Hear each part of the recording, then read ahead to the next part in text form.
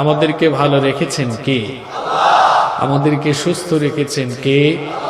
কোরআনের এই মেলায় আমাদেরকে শামিল হওয়ার তৌফিক দিয়েছেন কে?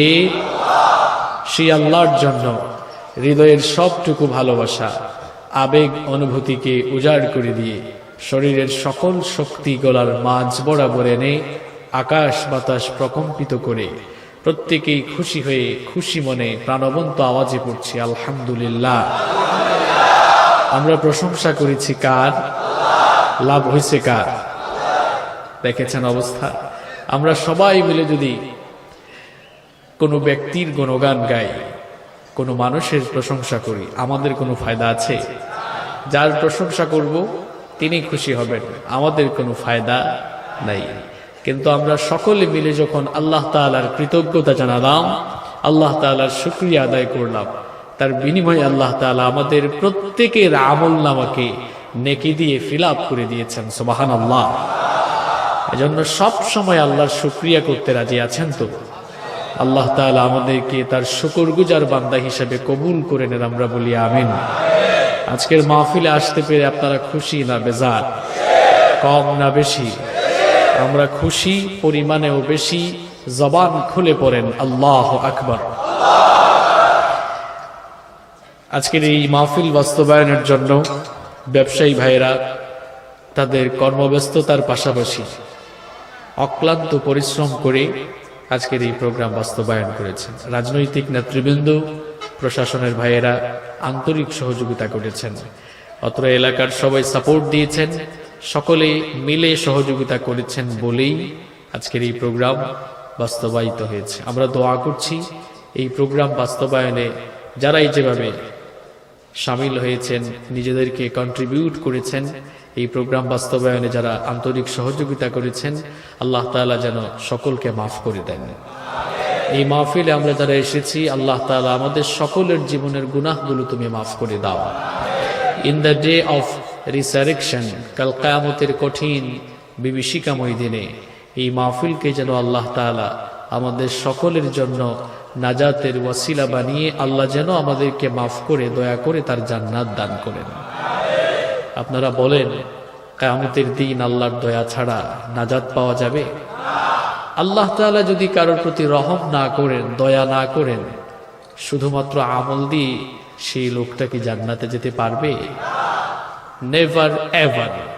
কিয়ামতের দিন কোনো মানুষ তার আমল দিয়ে জান্নাতে যেতে পারবে না। কি এমন আমল করেছেন আপনি যে আপনি আপনার আমল দিয়ে জান্নাতে চলে যাবেন? শুধুমাত্র আমল দিয়ে কিয়ামতের দিন জান্নাতে যাওয়া যাবে না। আমলের সাথে আল্লাহ তাআলার রহম লাগবে, দয়ারও দরকার আছে না নাই? কিয়ামতের দিন আল্লাহ তাআলা এমন একজন নেককার লোককে ডাকবেন, যেই লোকটা সারা জীবন এত বেশি ভালো কাজ করেছে, এত বেশি নেকির কাজ করেছে, ফেরেশতা যে লোকটার পাপের খাতা লেখা শুরুও করতে পারে নাই। আল্লাহু আকবার। কত বড় নেককার যে এই লোকটার একটা পাপও ফেরেশতা লিখতে পারে নাই, কলম খাতায় লাগাতে পারে। সুবহানাল্লাহ, কত বড় নেককার মানুষ। এইরকম একজন নেককার লোককে আল্লাহ তাআলা ডেকে বলবেন, উদখুলিল জান্নাতা বিরহমাতি, go to the paradise with my mercy. আমার দয়ায় আমার জান্নাতের ভেতরে প্রবেশ করো। লোকটা তখন বলবে, না, আমি আজ তোমার দয়ায় জান্নাতে ঢুকবো না। বাল বিআমালি, I don't go to the paradise with your mercy, I want to go to the paradise with my worship. আমি তোমার দয়ায় জান্নাতে যাব না। আল্লাহ তাআলা, সারা জীবন আমি অনেক ভালো কাজ করেছি, নেক আমল করেছি, আমি আমার আমল দিয়ে আজকে জান্নাতে ঢুকতে চাই। আল্লাহ তাআলা বলবেন, আমার দয়ায় ঢুকো। আর সে বলবে, আমি আমার কি দিয়ে ঢুকবো? আল্লাহ রাব্বুল আলামিন ফেরেশতাদেরকে ডেকে বলবেন, ও আমার ফেরেশতারা, শুনেছো নাকি আমার এই গোলাম কি বলেছে, আমার এই বান্দা কি বলল? সে নাকি আমার দয়ায় জান্নাতে যেতে চায় না, সে নাকি তার আমল দিয়ে জান্নাতে ঢুকতে চায়। আমিও দেখতে চাই আমার এই বান্দার নেক আমলের পরিমাণ বেশি নাকি আমার বান্দার প্রতি আমার প্রদত্ত দয়ার পরিমাণ বেশি। আল্লাহ তাআলা ফেরেশতাদেরকে ডেকে বলবেন, ও আমার ফেরেশতারা, আমার এই গোলাম তার জন্ম থেকে নিয়ে মৃত্যু পর্যন্ত গোটা জীবনভর যত নেক আমল করেছে, আমার বান্দার সারা জীবনের নেক আমলগুলোকে মিজানের এক পাল্লায় রাখো। আর আমি আমার বান্দার প্রতি অগণিত দয়া করেছি। আমাকে আপনাকে আল্লাহ তাআলা কতদিন নিয়ামত দিয়েছেন, আমরা যদি সেই নিয়ামত রাজির গণনা শুরু করি, গুনতে গুনতে কি কোনোদিন শেষ করতে পারবো নাকি? এজন্যই তো রব্বুল আলামিন নিজেই বলেছেন, ওয়া ইন তাউদ্দু নি'মাতাল্লাহি লা তুহসুহা। তোমাদেরকে কত যে নিয়ামত দিয়েছি, নিয়ামতগুলো গণনা শুরু করলে গুনতে গুনতে গুনে গুনে কখনো শেষ করতে পারবা না। আল্লাহ তাআলা ফেরেশতাদেরকে ডেকে বলবেন, না আমার ফেরেশতারা, আমার এই গোলামকে আমি অগণিত দয়া করেছি, তার প্রতি অনেক নিয়ামত দিয়েছি, এত দয়ার দরকার নাই। সুন্দর এই পৃথিবী দেখার জন্য আমি আমার বান্দাকে দুটি চর্মচক্ষু দিয়েছিলাম, দুটি চক্ষুর দরকার নাই, একটা চক্ষু নামক দয়াকে মিজানের আরেক পাল্লায় রাখো। ফেরেশতারা যখন ওই বান্দার গোটা জীবনের নেক আমলগুলোকে মিজানের এক পাল্লায় রাখবে, আর আরেক পাল্লায় যখন আল্লাহর দেওয়া একটা চক্ষু নামক দয়াকে রাখবে, দেখা যাবে বান্দার সারা জীবনের নেক আমলের চাইতে আল্লাহর দেওয়া একটা চক্ষু নামক দয়ার পাল্লা ভারী হয়ে যাবে। বান্দা তার ভুল বুঝতে পারবে, বান্দা তার ভুল বুঝতে পেরে বলবে, ওগো আল্লাহ, বুঝতে পেরেছি আমি আজ আমি কেবলমাত্র আমার আমল দিয়ে জান্নাতে যেতে পারবো না। যদি আমার প্রতি তুমি রহম না করো, আমার প্রতি যদি তুমি দয়া না করো, মেহেরবানি করে তোমার এই গোলামকে মাফ করো, আর তোমার দয়ায় তোমার জান্নাত আমায় দান করো। রব্বুল আলামিন ফেরেশতাদেরকে লক্ষ্য করে বলবেন, আমার ফেরেশতারা তাকিয়ে দেখ, এতক্ষণ পর আমার এই গোলাম, আমার এই বান্দা লাইনে এসেছে। আমার বান্দা বুঝতে পেরেছে আমার দয়া ছাড়া আজ নাজাত পাওয়ার কোনো উপায় নাই। রব্বুল আলামিন তখন তাকে বলবেন, আমার গোলাম, তুমি যে তোমার ভুল বুঝতে পেরেছো, সেই জন্য আমি তোমাকে মাফ করে দিলাম, আর আমার দয়ায় আমার জান্নাত তোমাকে আমি দান করে দিলাম। আল্লাহর দয়া ছাড়া কিয়ামতের দিন জান্নাতে যাওয়া যাবে না, সেটা তো বড় আমলদার হোক। আল্লাহর নবী বলেছেন, মান্নুকিশা উযযিবা, মান্নুকিশা উযযিবা, যার কাছ থেকে হিসাব চাওয়া হবে ও ধরা খেয়ে যাবে, আটকে যাবে। এই হাদিস শুনে আমাদের মা উম্মুল মুমিনিন আয়েশা রাদিয়াল্লাহু আনহা প্রশ্ন করলেন, ইয়া রাসূলুল্লাহ, পড়েন সাল্লাল্লাহু, আপনি বলছেন যার কাছ থেকে হিসাব চাওয়া হবে সে ধরা খেয়ে যাবে, কিন্তু রব্বুল আলামিন তো কোরআনুল কারীমে বলেছেন, ওয়া আম্মা মান উতিয়া কিতাবাহু বিয়ামিনিহি ফাসাউফা ইউহাসাবু হিসাবান ইয়াসীরা। রব্বুল আলামিন যাকে আমলনামা ডান হাতে দিবেন, তিনি তার কাছ থেকে সহজ করে হিসাব নেবেন। আপনি বলছেন হিসাব চাওয়া হলে ওই লোক ধরা খেয়ে যাবে, আর আল্লাহ তাআলা বলছেন যার আমলনামা ডান হাতে দেওয়া হবে তার কাছ থেকে সহজ হিসাব নেওয়া হবে। প্রশ্ন হলো, সহজ হিসাবের সিস্টেম কি? সহজ হিসাবের মেথডটা কেমন হবে? কি করে সহজ হিসাব নেওয়া হবে? আল্লাহর নবী তখন বললেন, ওগো আয়েশা শোনো, সহজ হিসাবের সিস্টেম হলো, সহজ হিসাবের মেথড হলো, রব্বুল আলামিন যদি কাউকে দয়া করতে চান, কিয়ামতের দিন তিনি যদি কারোর প্রতি ইহসান করতে চান, তাহলে আমলনামা হাতে দেওয়ার পর আমলের খাতা যাচাই বাছাই না করে তিনি তার রহমত দিয়ে তাকে তার জান্নাতে ঢুকায় দিবেন। শুধু সুবহানাল্লাহ পড়লে চলবে না, একটু ব্যাখ্যা বুঝে যেতে হবে। সহজ হিসাবের সিস্টেমটা কেমন হবে আমি দৃষ্টান্ত দেওয়ার জন্য একটি ছোট্ট এক্সাম্পল আপনাদের সামনে তুলে ধরছি। এটা মনে হয় একটা শপিং কমপ্লেক্স, তাই না? মনে হচ্ছে। আচ্ছা, মনে করুন এই শপিং কমপ্লেক্সে আপনার একটা দোকান আছে। তো আপনি কোনো কাজে আপনাকে ঢাকায় যেতে হচ্ছে 2-3 দিনের জন্য। তা আপনি যখন ঢাকায় যাবেন, দোকান তো আর অফ করে দিবেন না। দোকানের দায়িত্ব আপনার দোকানের ম্যানেজার কিংবা যে কোনো কর্মচারীকে দিয়ে গেলেন যে, শোনো, আমি 2-3 দিনের জন্য ঢাকায় যাচ্ছি, এই 2-3 দিন দোকান পরিচালনার দায়িত্ব তোমার কাছে সুপর্দ করলাম, আসার পরে সবকিছুর হিসাব নিকাশ নিব। শুনতেছেন আপনারা? মনোযোগ আছে না গেছে? আপনি দিয়ে চলে গেলেন। 3 দিন পর ঢাকা থেকে ফিরে ম্যানেজার কিংবা কর্মচারীকে ডাকলেন, দেখি তো গত 3 দিন কোন দিকে কি হয়েছে, হিসাব দাও। আমার প্রিয় ভাইয়েরা, হিসাব গ্রহণের সাধারণত 2টা পদ্ধতি আছে। কয়টা পদ্ধতি? দেখেন কিরকম।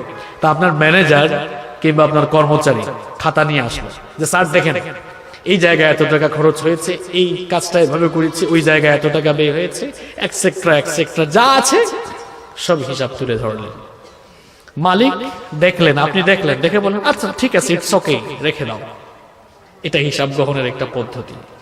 আরেকটা পদ্ধতি এমনও হয় যে কর্মচারী হিসাব দিচ্ছে, ম্যানেজার হিসাব দিচ্ছে, আর মালিক বলতেছেন আহা এই কাজটা তুমি এভাবে করলো না কেন, দেখি এই জায়গায় এত টাকা কম খরচ করলো না কেন, এটা তুমি এভাবে করো নাই কেন, না এই কাজটা এভাবে করা উচিত ছিল। মানে কথায় কথায় জেরা শুরু হয়েছে।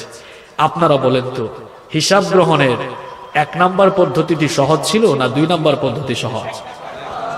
1 নাম্বার পদ্ধতি সহজ। মালিক দেখেছে, যাচাই বাছাই করে নাই। যাচাই বাছাই করলে হিসাব নিকাশ একটু কঠিন হয়ে দাঁড়ায়।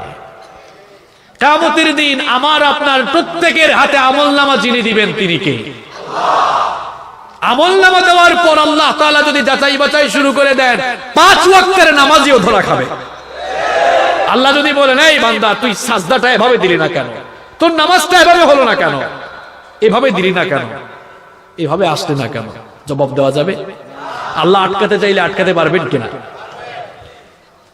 আম্মা জান আয়েশাকে রাসূল করিম সাল্লাল্লাহু আলাইহি ওয়াসাল্লাম জবাব দিলেন, আয়েশা সহজ হিসাবের নমুনা হলো আল্লাহ যদি তার কোনো বান্দাকে maaf করতে চান, তার আমলের কথা বলবেন দেখি, একটু দেখবেন, দেখার পরে যাচাই বাছাই না করে দয়া করে জান্নাত দান করবেন। সুবহানাল্লাহ। এরকম হিসাব চান কি চান না? এই হিসাব চেয়েছেন স্বয়ং রাসূল করিম সাল্লাল্লাহু। তার আমল ছিল তিনি দোয়া করতেন আল্লাহুম্মা হাসিবনি হিসাবাই ইয়াসিরা। দোয়াটা পারেন তো আপনারা? মুখস্থ আছে? আল্লাহুম্মা হাসিবনি হিসাবাই ইয়াসিরা। এর অর্থ কি? আল্লাহ তাআলা আপনি আমার কাছ থেকে সহজ করে হিসাব নিন। বলেন আমিন। তাহলে বলছিলাম কিয়ামতের দিন আল্লাহর দয়া ছাড়া জান্নাত পাওয়া যাবে। এজন্যই বলছিলাম আল্লাহ যেন এই মাহফিলকে উসিলা করে কিয়ামতের দিন আমাদেরকে দয়া করে maaf করেন। বলেন আমিন। সম্মানিত ভাইয়েরা, রাত তো অনেক হয়ে গিয়েছে, বেশি রাত পর্যন্ত কথা বলা যাবে না, কারণ ফজরের নামাজও তো আপনাদেরকে ঠিক মতো আদায় করতে হবে, তাই না? এই জন্য আমি লম্বা চড়া কোনো বক্তব্য দেব না, একেবারে সংক্ষেপে অল্প কয়েক মিনিট কোরআন সুন্নাহ থেকে জীবন পরিবর্তনমূলক কিছু কথা আপনাদের সামনে আজ তুলে ধরবো ইনশাআল্লাহ। শেষ পর্যন্ত আমরা যেন ফুললি কনসেন্ট্রেট হয়ে আমলের নিয়তে প্রত্যেকটি কথা শুনতে পারি। আল্লাহ তাআলা আমাদেরকে সেই তৌফিক দান করেন, আমরা বলি আমিন। সম্মানিত ভাইরা, এই পৃথিবী যেখানে আমরা বাস করছি এটি আমাদের কারোর জন্য চিরস্থায়ী ঠিকানা নয়। ইতিপূর্বে পৃথিবীতে যারা এসেছিলেন প্রত্যেকেই পৃথিবী থেকে চলে গিয়েছেন। আমার আপনারও একই পরিণতি হবে, আমরাও চলে যাব। এটি হচ্ছে পৃথিবীর সবচাইতে বস্তুনিষ্ঠ, অলঙ্ঘনীয় এবং অনিবার্য মহাসত্য। চলে যাওয়া লাগবেই, কেউ থাকতে পারবো না। 2021 সাল চলছে। 1921 সালে পৃথিবীতে বহু মানুষ ছিল, সময়ের ব্যবধানে আজ তারা প্রত্যেকেই মাটির নিচে ঘুমিয়ে আছে। কিয়ামত যদি না হয় তাহলে হয়তো পৃথিবীতে 2121 সালও আসবে। 2121 সাল যখন আসবে, এই প্যান্ডেলের নিচে বসে যারা আমরা এখন আলোচনা শুনছি, আমরা কেউই থাকবো না। সময়ের ব্যবধানে আমরাও চলে যাব। কিন্তু আফসোসের ব্যাপার হলো এই চলে যাওয়াটাকে সকল মানুষ তাদের অন্তঃকরণে এই অনুভূতি জাগ্রত করতে পারে না বিধায় প্রত্যেকটি মুহূর্তে তারা নিজেদেরকে অন্যায় এবং অপকর্মে জড়িয়ে ফেলছে। এই মানুষগুলো তাদের উৎপত্তি এবং তাদের গন্তব্য, তাদের ডেস্টিনেশন ভুলে গিয়েছে। যারা আল্লাহ তাআলাকে এবং তার দুনিয়া পরবর্তী জীবন সম্পর্কে যারা গাফেল হয়েছে, তারা তাদের উৎপত্তি এবং তাদের ডেস্টিনেশন ভুলে গিয়েছে বলে পৃথিবী পাওয়ার জন্য তারা ব্যাকুল হয়ে গিয়েছে। আমার ভাইয়েরা, 4টি জিনিস যার কাছে ক্লিয়ার নয়, তার কাছে নিজের জীবনের গন্তব্য ক্লিয়ার নয়। বুঝে থাকলে বলেন কয়টা? এত আস্তে বললেন, আমার কথা কি আপনারা বুঝেন? বুঝেন তো? 4টি জিনিস যে মানুষের কাছে ক্লিয়ার নয়, সে তার জীবন সম্পর্কে ক্লিয়ার নয়, সে তার ডেস্টিনেশন সম্পর্কে ক্লিয়ার নয়। আজকে আমি ওই 4টি পয়েন্টের উপরই কথা বলে আলোচনা শেষ করব। 1 নাম্বার হলো কোথায় ছিলাম আমরা, 2 নাম্বার কিভাবে পয়দা হলো আমাদের, 3 নাম্বার যাব কোথায়, আর 4 নাম্বার কেনই বা আসলাম। বুঝতে পেরেছেন কথা? আবারও রিপিট করছি, কোথায় ছিলাম, কিভাবে আসলাম, কেনই বা আসলাম, আর কোথায় যাব। এই 4টি কনসেপ্ট আপনার কাছে ক্লিয়ার, আপনাকে সৃষ্টির উদ্দেশ্য, আপনার জীবন সৃষ্টির উদ্দেশ্য আপনি একেবারে ক্লিয়ার হয়ে যেতে পারবেন ইনশাআল্লাহ। রব্বুল আলামিন বলছেন, পৃথিবী সম্পর্কে গাফেল হয়ে নিজেদের ডেস্টিনেশন ভুলে যেও না। এই জন্য কোত্থেকে কিভাবে আসলা সেটা আগে চিন্তা করো। রব্বুল আলামিন কোরআনুল কারীমের ৭৬ নম্বর সূরা সূরাতুদ দাহারের শুরুতেই খুব সুন্দর করে বললেন, হাল আতা আলাল ইনসানি হিনুম মিনাদ দাহরি লাম ইয়াকুন শাইআম মাযকুরা। আল্লাহ তাআলা বলছেন, মানুষের জীবনে কি এমন একটি সময় ছিল না যখন সে উল্লেখযোগ্য বিষয় বা বস্তু হিসেবে পরিগণিত ছিল না। মানুষের কোনো অস্তিত্বই ছিল না, নাম ছিল না, ঠিকানা ছিল না, ঘর বাড়ি ছিল না, কিছুই ছিল না। আল্লাহ তাআলা বলছেন, বান্দারে কোথা থেকে তুমি কিভাবে এসেছো একটু চিন্তা ভাবনা করো। তোমার জীবনের উপর দিয়ে এমন একটি সময় গিয়েছিল উল্লেখ করার মতো কিছুই তুমি ছিলে না। এখন তো তোমার ঘর বাড়ি আছে, তোমার ঘর বাড়ি ছিল না, ঠিকানা ছিল না, নাম ছিল না, এমনকি তুমিও ছিলে না। কোত্থেকে তোমার পয়দা হলো, কিভাবে তুমি পৃথিবীতে আসলে চিন্তা করো। রব্বুল আলামিন কোরআনুল কারীমের 23 নম্বর সূরা সূরাতুল মুমিনুনের 12 নম্বর আয়াত থেকে এবার সুন্দর করে বলছেন, ওয়ালাকাদ খালাকনাল ইনসানা মিন সুলালাতিন মিন طين ثم جعلناه نطفة في قرار مكين ثم خلقنا النطفة علقة فخلقنا العلقة مضغة فخلقنا المضغة عظاما فكسونا العظام لحما। রব্বুল আলামিন বলছেন, আমি তোমাদেরকে মাটির নির্যাস থেকে সৃষ্টি করেছি। পুরুষের স্পাম আর মহিলাদের অভাব, এই দুটোকে একত্রিত করে 1 ফোঁটা নাপাক পানির মাধ্যমে তোমাকে বানানো শুরু করলাম। ওই 1 ফোঁটা নাপাক পানি তোমার মায়ের গর্ভের ভেতরে একেবারে সুরক্ষিত জায়গায় আমি রেখে দিলাম। আল্লাহ তাআলা বলছেন, এ বান্দা চিন্তা করো, তুমি তো উল্লেখ করার মতোই কিছু ছিলে না, তোমার কোনো অস্তিত্ব ছিল না। অস্তিত্বহীনতা থেকে তোমার অস্তিত্ব কিভাবে হলো, কেমনে তোমার পয়দা হলো, তুমি চিন্তা করো। আল্লাহ তাআলা বলছেন, সামান্য 1 ফোঁটা নাপাক পানি থেকে তোমাকে বানানো আমি শুরু করেছি। এমন নাপাক পানি, যেই নাপাক পানি বের হয়ে গেলে মানুষের উপরে গোসল ফরজ হয়ে যায়, এইরকম 1 ফোঁটা নাপাক পানি থেকে তোমার পয়দা আমি শুরু করেছি। যেই মানুষকে সামান্য 1 ফোঁটা নাপাক পানি থেকে সৃষ্টি করা হয়েছে, যেই পানি বের হলে মানুষের উপরে গোসল ফরজ হয়, এই রকম সামান্য নাপাক পানি থেকে যেই মানুষের পয়দা, অস্তিত্ব পাওয়ার পর সেই মানুষেরা আল্লাহ আর আখিরাতকে ভুলে এমন নাফরমানের জীবন যাপন করে, এমন কি আল্লাহর দ্বীনের বিরুদ্ধে বিদ্রোহ পর্যন্ত ঘোষণা করে। আল্লাহ তাআলা বলছেন, তোমার অস্তিত্ব সম্পর্কে চিন্তা করো, পয়দা কিভাবে হয়েছ, কিভাবে এসেছে এবার শোনো। রব্বুল আলামিন সূরাত পরে সেই বড় হাড্ডির উপরে গোশতের পোশাক পরিয়ে দিলাম। তখনও তোমার হাত ছিল না, পা ছিল না, চক্ষু ছিল না, নাক ছিল না, ঠোঁট ছিল না, কান ছিল না, কিছুই ছিল না। এরপরে সেই গোশতের পোশাকের উপরে আমি তোমার স্ট্রাকচার, আকৃতি দান করা শুরু করলাম। হাত দিলাম, পা দিলাম, কান দিলাম, চক্ষু দিলাম, নাক দিলাম, ঠোঁট দিলাম। সুন্দর একটি স্ট্রাকচার দিয়ে, সুন্দর একটি ফেস কাটিং দিয়ে তোমার মায়ের গর্ভের ভেতরে আমি তোমাকে সুন্দর করে বানালাম। কিভাবে এসেছেন আপনি শুনেন। এরপরে আমি তোমাকে ইলা আজালিন মুসাম্মা, নির্দিষ্ট একটি সময় পর্যন্ত তোমার মায়ের গর্ভের ভেতরে, পেটের ভেতরে রেখে দিলাম। এক একজনকে এক এক সময় রেখেছি। কাউকে 9 মাস রেখেছি, কাউকে 9.5 মাস রেখেছি, কাউকে 10 মাস রেখেছি, কাউকে 10 মাস 10 দিনও রেখেছি। ইখতিয়ার কার? কথা বলেন, ইখতিয়ার কার? আল্লাহ তাআলা বললেন, আমার নির্ধারিত সময় যখন ফুরিয়ে গেল তখন আমি তোমাকে কি করেছি শোনো। সুম্মা নুখরিজুকুম তিফলা, এরপরে ছোট্ট একটি বাচ্চার সাইজে তোমার মায়ের পেটের ভেতর থেকে বের করে দুনিয়ার আলো বাতাস আমি তোমাকে দেখিয়েছি। সুবহানাল্লাহ। এবার তুমি পৃথিবীতে চলে আসলে, পৃথিবীতে আসার পর তোমার জন্য আমি একটি নির্দিষ্ট সময় বরাদ্দ করে দিলাম। আমার বরাদ্দকৃত সময় যখন ফুরিয়ে যাবে, সুম্মা ইন্নাকুম বা'দা যালিকা লামাইতুন। আল্লাহু আকবার। এই সময় যখন ফুরিয়ে যাবে, এই সময়ের এন্ডিং যখন হয়ে যাবে, তখন মরণের স্বাদ তোমরা আস্বাদন করবে। তখন প্রত্যেকেই মরণের স্বাদ অনুভব করবে। তাহলে বোঝা গেল পৃথিবীতে আসার আগে বেশ কয়েকটি স্টেপে আমাদেরকে বানানো হয়েছে, এরপরে আমরা পৃথিবীতে এসেছি, ঠিক না?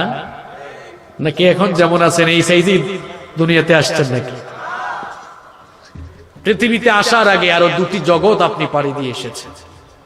এক নাম্বার আলমে আরওয়াহ, রূহের জগৎ। রূহের জগৎ থেকে ইন্তেকাল করলাম। ইন্তেকাল আরবি শব্দ না বাংলা শব্দ? কথা বলেন। ইন্তেকাল, ইটস এন অ্যারাবিক ওয়ার্ড। এটি একটি আরবি শব্দ। এর বাংলা অর্থ হলো স্থানান্তর হওয়া, এক জায়গা থেকে আরেক জায়গায় যাওয়া। রূহের জগৎ থেকে ইন্তেকাল করে আমরা আলমে আরহাম, মায়ের রেহেমের ভেতরে, মায়ের পেটের ভেতরে আসলাম।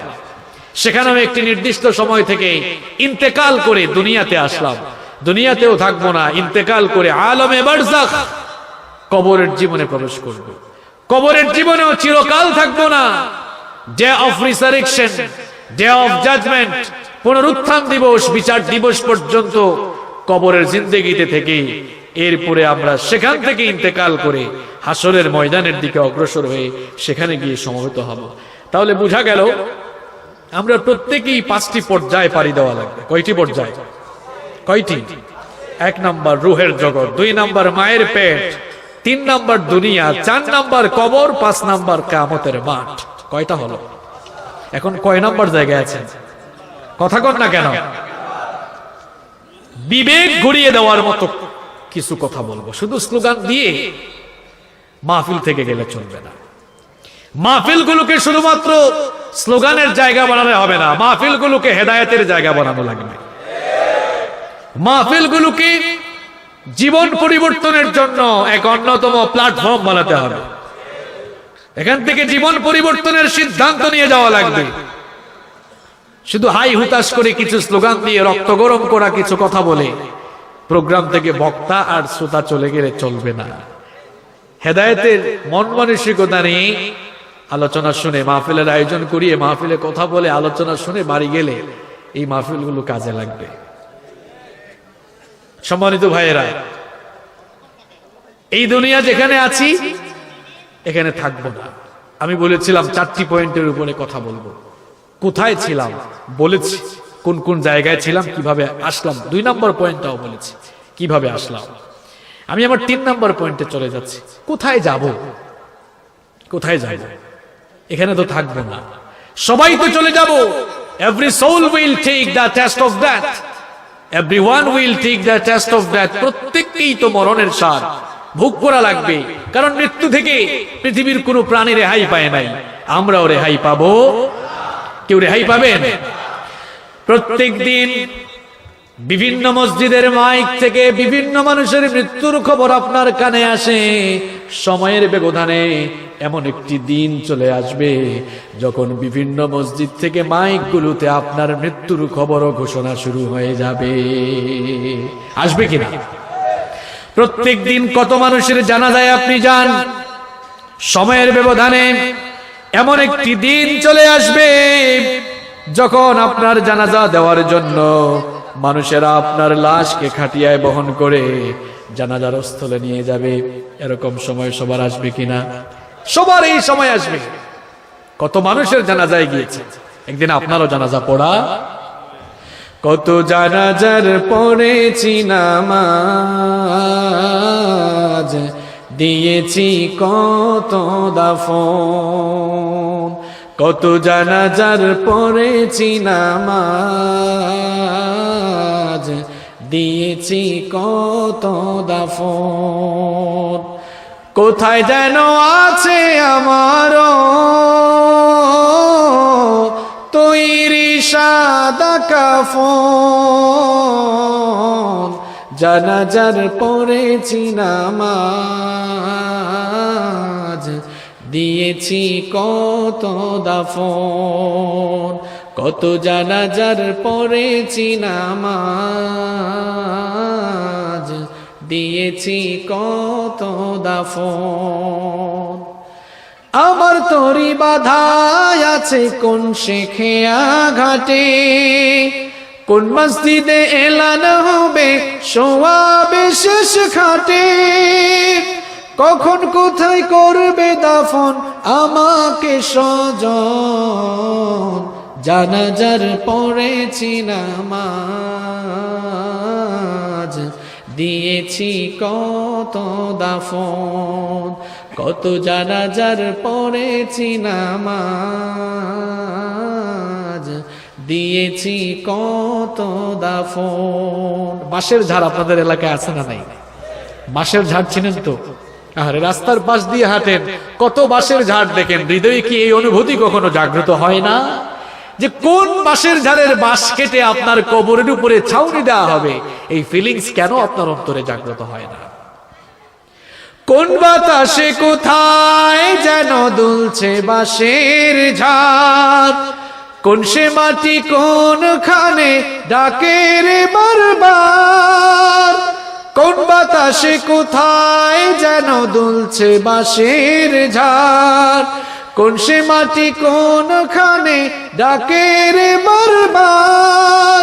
কোথায় যেন বোর যাত্রী আছে রে চারজন, জানাজার পড়েছি নামাজ,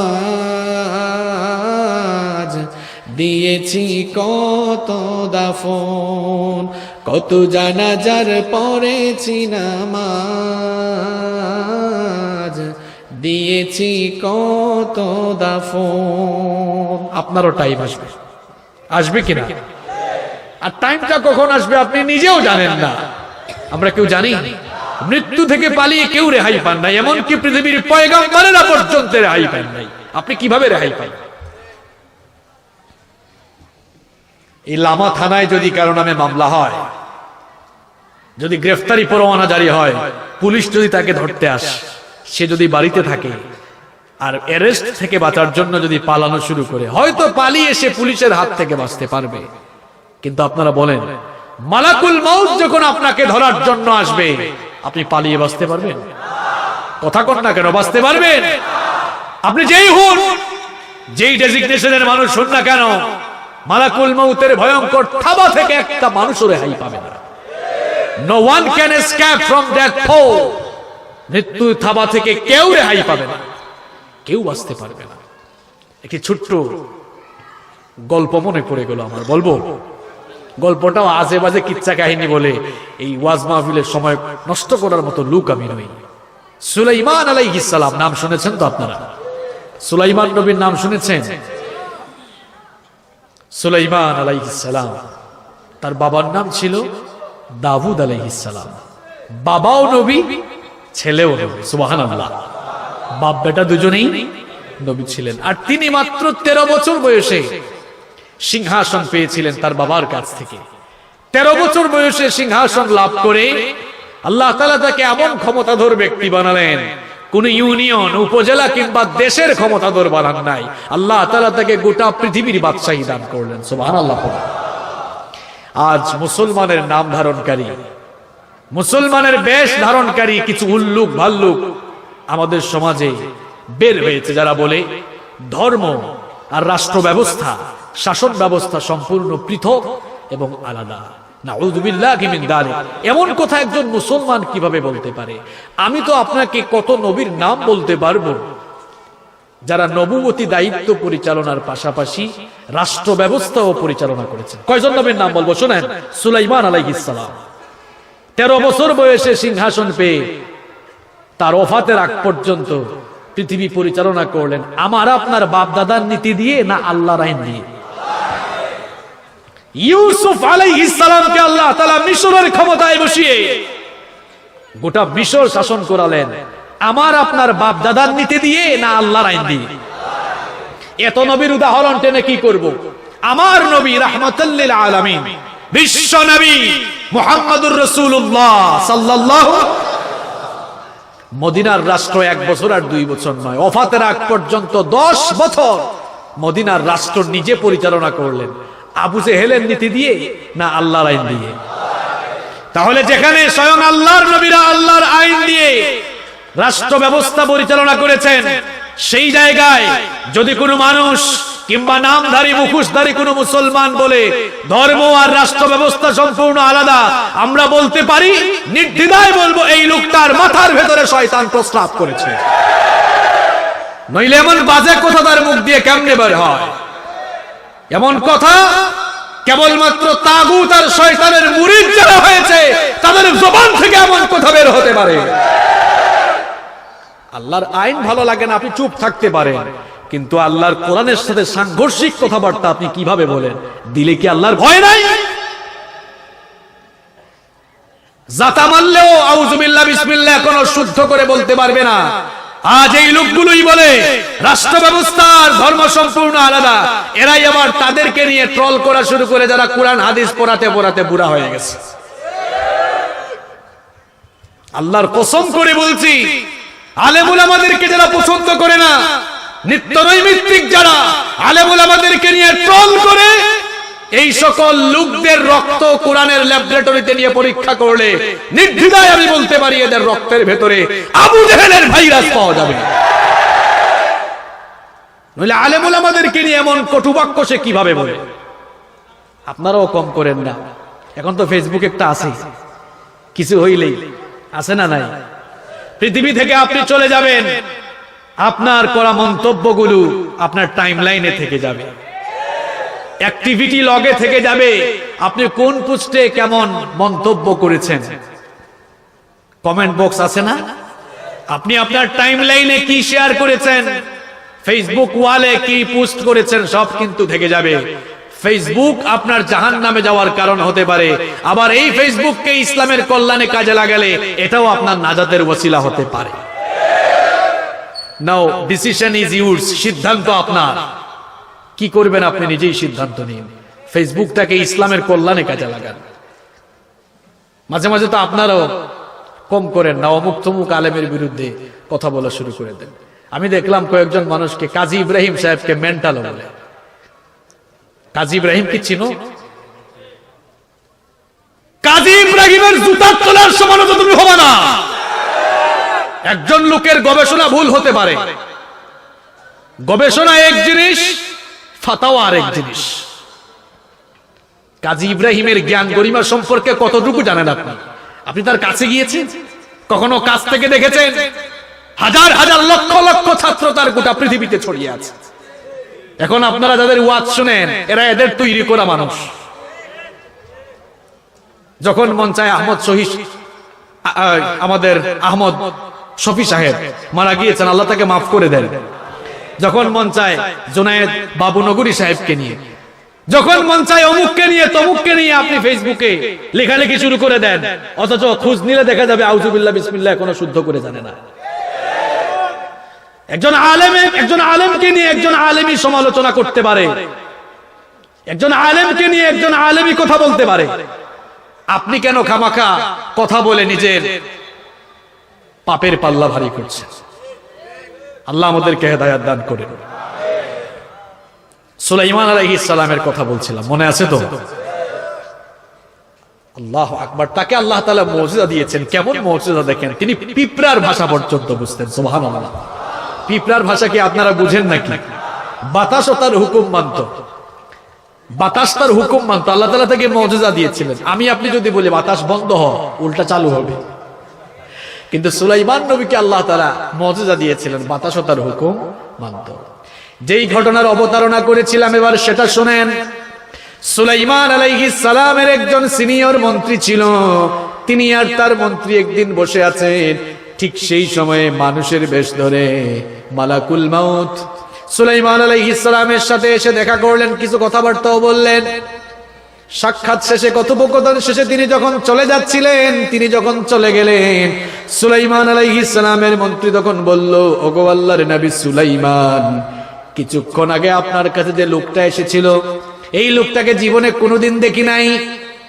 এই লোকটাকে আল্লাহর নবী সুলাইমান আলাইহিস সালাম তখন বললেন, ওগো আমার মন্ত্রী, ইনি কোনো সাধারণ মানুষ নন, বরং মানুষের বেশ ধরে মালাকুল মাউত আমার কাছে এসেছিলেন কিছু কথাবার্তা বলার জন্য। এই কথা শোনা মাত্রই তার ওই মন্ত্রীর আরো বেশি ভয় পেয়ে গেলেন। তিনি বললেন, এই জন্য তো লোকটা আমার দিকে এমন ভাবে তাকিয়েছে, লোকটার তাকানো দেখি আমার কলিজা কেঁপে উঠেছে। ওগো আল্লাহর নবী সুলাইমান, আপনার কাছে আমার একটি আরজি আছে, একটি আবেদন আছে। তিনি বললেন, কি আবেদন বলো। মন্ত্রী তখন বলল, লোকটাকে একবার দেখি আমার কলিজা কেঁপে উঠেছে, জানি না যদি আরেকবার দেখি তাহলে আমার অবস্থা হয়তো আরো খারাপ হয়ে যাবে।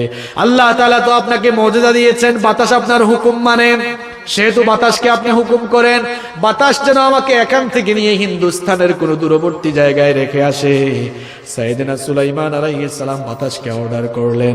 পরের দিন মালাকুল মউত পুনরায় যখন আসলেন, সুলাইমান আলাইহিস সালাম মালাকুল মউতকে প্রশ্ন করলেন, ওগো মালাকুল মউত, গতকাল তুমি যখন আমার কাছে এসেছিলে, আমার মন্ত্রীর দিকে কেমন করে তাকিয়েছিলে? আমার মন্ত্রী তো খুব ভয় পেয়েছিল। মালাকুল মউত তখন বললেন, ওগো আল্লাহর নবী সুলাইমান, আপনার কাছে এসে আপনার পাশে লোকটাকে দেখে আমি অবাক হয়ে গিয়েছিলাম, কারণ আল্লাহ প্রদত্ত শিডিউল ছিল আপনার সঙ্গে দেখা শেষ করে হিন্দুস্তানের একটি জায়গা থেকে লোকটার রূহ আমি কবজ করব। আপনার পাশে লোকটাকে দেখে আমি অবাক হয়ে গেলাম, কিছুক্ষণ পর যার রূহ আমি হিন্দুস্তান থেকে কবজ করব, সে এখন আপনার পাশে কি করে? কিছুক্ষণ পর আমি তাকে গিয়ে কিভাবে হিন্দুস্তান পাবো? কিন্তু আল্লাহর দেওয়া শিডিউল মোতাবেক যখন হিন্দুস্তানে গেলাম, সেখানেও গিয়ে লোকটাকে আবার পেয়ে পুনরায় আমি অবাক হয়ে গেলাম। আল্লাহর নবী সুলাইমান আলাইহিস সালাম তখন বললেন, ওগো মালাকুল মউত, আমার এই মন্ত্রী মৃত্যু থেকে পালিয়ে বাঁচার জন্য হিন্দুস্তান পর্যন্ত গেল, কিন্তু হিন্দুস্তান পর্যন্ত গিয়েও তো কোনো লাভ হলো না, মৃত্যুর হাত থেকে নিজেকে বাঁচাতে পারলো না। বাঁচাতে পেরেছে? আপনি বাঁচতে পারবেন? আমাদের সবার বাপ আদম আলাইহিস সালাম, তিনিও তো রেহাই পান নাই। আপনি কেমনে রেহাই পাবেন? সাইয়েদনা আদম আলাইহিস সালামকে আল্লাহ তাআলা তার নিজের কুদরতি হাতে বানালেন।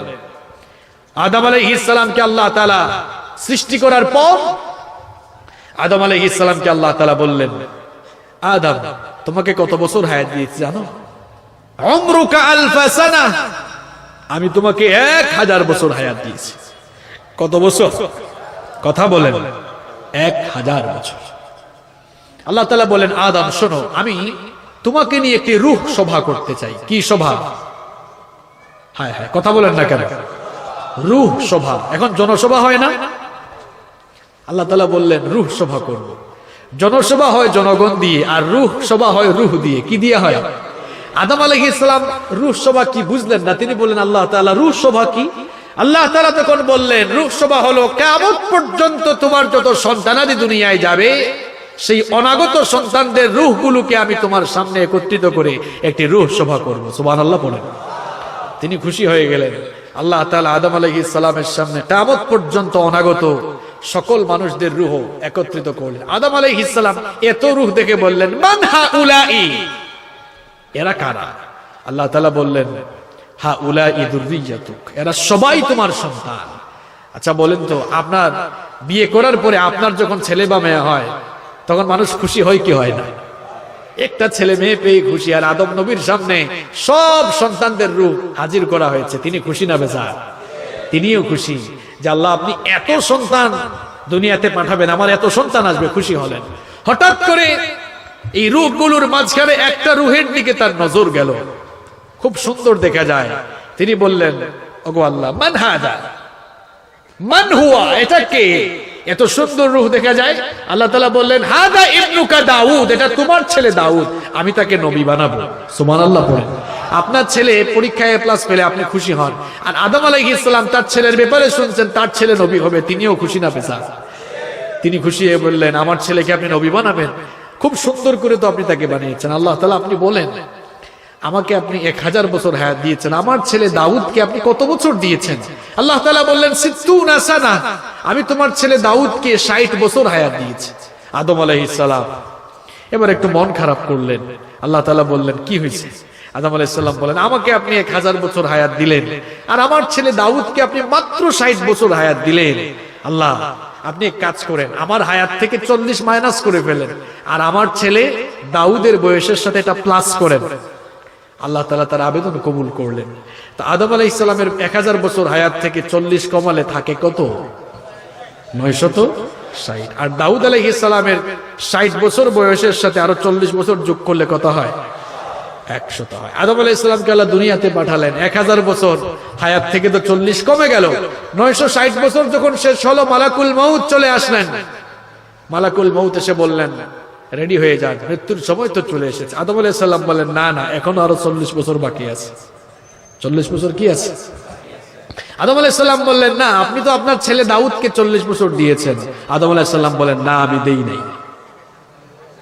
মালাকুল মউত বলছে দিয়েছেন, আর আদম নবী কি বলছেন? পেস লাগছে কি লাগে না? লেগে গেছে। নাসিয়া আদম, নাসিয়া আদম, আদম আলাইহিস সালাম ভুলে গিয়েছিলেন। এই জন্য তার সন্তানদের একটি স্বভাব আছে, তারাও ভুলে যায়। আমরা ভুলি কি ভুলি না? মাঝে মাঝে দেখবেন এক জায়গায় গিয়েছে, মানুষকে বলে না ভাই যায় না, আসলে গিয়েছে ভুলে গেছে। পকেটে মোবাইল নিয়ে নিজের ওয়াইফকে বলে মোবাইলটা কই দেখো তো, কই নিয়েছ, কই নেই নাই। আসলে নিয়েছে তো ওইটা কি হয়েছে? ভুলে গেছে। খেয়েও বলে খায় নাই। এরকম হয় কি হয় না? আদম আলাইহিস সালাম ভুলে গিয়েছিলেন। ভুলে যাওয়া স্বভাবটা এজন্য আমাদের ভেতরেও আছে, স্বভাবগত আছে। আল্লাহ তাআলা মালাকুল মউতকে বললেন মালাকুল মউত ফিরে আসো, আদমের সাথে ঝগড়া করে পারবা না, আরো 40 দিয়ে দাও। তখন যে কমানো হয়েছিল সাক্ষী তো ছিল না, এখন থেকে সাক্ষীর সিস্টেমও চালু থাকবে। আরো 40 দিয়ে দাও। দেওয়া হলো। 1000 বছর যখন শেষ হলো, থাকতে পেরেছেন? কথা বলেন না কেন? তা আপনিও তো থাকতে পারবেন না। মুসা আলাইহিস সালাম, বুখারী শরীফের হাদিস। মুসা নবীর নাম শুনছেন আপনারা? নরম না গরম? এত গরম নবী, ফেরাউনের বংশের এক লোককে একটা থাপ্পড় দিয়ে দুনিয়া থেকে বিদায় করে দিয়েছেন। আল্লাহু আকবার! কি রাগী! মুসা আলাইহিস সালামের মৃত্যুর সময় যখন হলো, বুখারী শরীফে এই হাদিসটি বর্ণিত হয়েছে, লম্বা হাদিস। মুসা আলাইহিস সালামের কাছে মালাকুল মউত আসলেন। তিনি বললেন মান আনতা, হু আর ইউ, তুমি কে? মালাকুল মউত বলে দেখছো কারবার, আমাকে দেখলেই সবার কাঁপ শুরু হয়, আর আমারে বলে আমি কে? তিনি বললেন আলা মালাকুল মউত, আমি মৃত্যুর ফেরেশতা। মুসা আলাইহিস সালাম বলেন তো কি হয়েছে? তিনি বললেন কি হয়েছে মানে? আমি কেন আসি আপনি জানেন না? কেন আসছো? আপনার রূহ কবজের জন্য, তাই আসো, কবজ করো। ফালাম্মা জাআহু সাক্কাহু, বুখারীর বর্ণনা, যখন মালাকুল মউত কাছে আসলেন, সাক্কাহু, তিনি তার চোখের উপরে থাপ্পড় মারলেন। আল্লাহু আকবার! কি গরম নবী! মালাকুল মউতকে শুদ্ধ থাপ্পড় লাগাইছে। মালাকুল মউত এক থাপ্পড় খাইয়া আল্লাহর কাছে গিয়েছে, গিয়ে বলল আল্লাহ আপনি কার জান কবজ করতে পাঠাইলেন? উল্টা তো আমারই শেষ করে ফেলছেন। আল্লাহ তাআলা বললেন ইরজি ইলা মুসা, মুসার কাছে যাও, তাকে গিয়ে আমার পয়গাম জানিয়ে দাও, তিনি যদি আরো হায়াত চান, তিনি যেন একটি ষাঁড়ের পিঠের উপরে হাত রাখেন। আচ্ছা, চট্টগ্রামের ষাঁড়কে আপনারা আঞ্চলিক ভাষায় কি বলেন? মহিষ। মহিষ তো আরেক জিনিস, বিরিশ, রাইট। আমরা সিলেট কিতা কয় কইতাম নেই, আমার বাড়ি তো সিলেট, জানাননি আপনারা? আমরা সিলেট কয় দেখা দেখা। হ্যাঁ, সিলেটি ভাষা কইলে বুঝবাই নি? ওরে বাপ, সকলটা বুঝলে তো হইতো নাই। সিলেট কয় দেখা, আর আপনারা কিতা কয়েন? বিরিশ। একটি ষাঁড়ের পিঠের উপরে যেন তিনি হাত রাখেন। তিনি তার হাত দিয়ে যতগুলো লোম ঢাকতে পারবেন, প্রত্যেকটি লোমের পরিবর্তে তাকে 1 বছর হায়াত বাড়িয়ে দেওয়া হবে। মুসা আলাইহিস সালাম তো খুব বিচক্ষণ। তিনি প্রশ্ন করলেন আচ্ছা বুঝলাম, প্রত্যেকটি লোমের পরিবর্তে 1 বছর হায়াত বাড়ানো হবে, ওই হায়াত যখন শেষ হবে তখন কি হবে? তিনি বললেন তখন মরা লাগবে, মরতে। তিনি তখন বললেন যেহেতু মরতেই হবে, সেহেতু আমি আর দেরি করতে চাই না, আমার রূহ কবজ করে ফেলো, আমি আমার মাওলার দিদার লাভ করে ধন্য হতে চাই। কি বুঝলেন? এই যে 3টা ঘটনা শোনাই আপনাদেরকে মজা দিয়েছি। লেসন দিতে চেয়েছি আপনাদেরকে, এই মেসেজ দিতে চেয়েছি আপনাদের কাছে। পৃথিবীর পয়গম্বরেরা এই মৃত্যু থেকে রেহাই পান নাই, আমি আপনিও পাবো। মৃত্যুর স্বাদ গ্রহণ করতেই হবে আপনাকে, আজ হোক, কাল হোক, এখন হোক, পরে হোক, মৃত্যুর স্বাদ ভোগ করতেই হবে। কিন্তু আপনি পৃথিবীর ধান্দায় পড়ে আপনি আপনার মৃত্যুকে ভুলে গিয়েছেন। আগামীকাল একজন ঘুষের টাকা যেন নিয়ে আসে সেটাও বলে রেখেছেন। আগামীকাল ফজর হতেও পারে, নাও হতে পারে, দুনিয়া থেকে আপনি চলেও যেতে পারেন। কেন আপনি আপনার গন্তব্য ভুলে গিয়েছেন? কষ্ট হচ্ছে আপনাদের? একেবারে জায়গা মতো আমি এখন এসেছি, আমরা 12টার মধ্যেই শেষ করব। জায়গা মতো চলে এসেছি, একেবারে লাইনের কথাগুলো বলবো, বিবেককে জাগ্রত করার মতো কথাগুলো বলবো। খুব মন দিয়ে শোনেন, পারলে নোট করে নিয়ে যান। যেহেতু আপনি চলে যাবেন, থাকবেন না, তাহলে আপনার নিত্যদিনের কর্মকাণ্ড আপনি কেমন ভাবে পরিচালনা করছেন? পৃথিবী পাওয়ার জন্য, সম্পদের জন্য, টাকার জন্য, ক্ষমতার জন্য নিজেকে আপনি ডেডিকেট করে ফেলেছেন। নিজের জীবনকে আপনি এগুলোর পেছনেই বিলীন করে দিচ্ছেন। আমি প্রায় সময় প্রায় জায়গায় একটি দৃষ্টান্ত এভাবে দেই, যেই সকল লোকেরা নিজেদের ডেস্টিনেশন ভুলে পৃথিবী পাওয়ার জন্য মরিয়া হয়ে উঠেছে, তাদের দৃষ্টান্ত হলো এই চুনতি থেকে ঢাকাগামী এক নির্বুধ বাস যাত্রীর মতো। শুনতেছেন আপনারা? খুব কান লাগা। মনে করেন কারো বাড়ি ওই বান্দরবানে, একদম ব্যাকওয়ার্ড জায়গায়। শোনেন ভালো করে, ওই লোকটা ঢাকায় যাবে। কোথায় যাবে? ঢাকায় যাওয়ার জন্য এখানে চুনতিতে বা লোহাগাড়ায় আসলো। আসার পরে বাস কাউন্টারে এসে বললো, আচ্ছা ভাই, আমি ঢাকায় যাব, কোন বাসে কি সিট খালি আছে? এখন কাউন্টারে থাকা লোক বলল, ভাই আজকে গাড়িতে এমনিতেই বৃহস্পতিবার, একটা বাসেও সিট খালি নাই। কক্সবাজার থেকে একটা বাস আসতেছে, এটা এখানে আসতে 4টা বাজবে রাত, ওখান থেকে ছাড়বে অনেক দেরি করে, রাস্তায় হয়ে যায়, তো ওই বাসে একটা সিট খালি আছে, দিতে পারি। লোকটা বলল, যেহেতু একটা সিটই খালি, তাড়াতাড়ি দাও। কেটে ফেললো। চিন্তা করলো রাত বাজে 12টা, এখন আমি আমার বাড়িতে গিয়ে ব্যাকওয়ার্ড সাইড থেকে আসবো কেমনে? যা 4 ঘন্টা সময় আসে, এখানে থেকেই কাটিয়ে দিই। এবার শুনুন ওই নির্বুধ লোকের কাহিনী।